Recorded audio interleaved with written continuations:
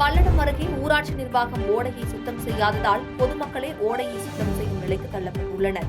திருப்பூர் மாவட்டம் பல்லடம் ஆறுமுத்தாம்பாளையம் பஞ்சாயத்திற்குட்பட்ட சாய்குரு கார்டன் பகுதியில் உள்ள ஓடையை சுத்தம் செய்ய அப்பகுதி மக்கள் பலமுறை ஊராட்சி நிர்வாகத்திடம் கோரிக்கை வைத்தும் எந்தவித நடவடிக்கையும் ஊராட்சி நிர்வாகம் எடுக்கவில்லை என கூறப்படுகிறது.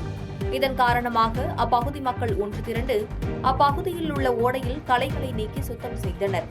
இவ்வாறு ஊராட்சி நிர்வாகம் மந்தமான நிலையில் செயல்பட்டு வருவதாக அப்பகுதி மக்கள் குற்றச்சாட்டு வைத்துள்ளனர். ஏற்கனவே அதே பகுதியில் கொட்டப்பட்ட குப்பை குவியல்களை பொதுமக்களே தங்களது சொந்த செலவில் சுத்தம் செய்தது குறிப்பிடத்தக்கது.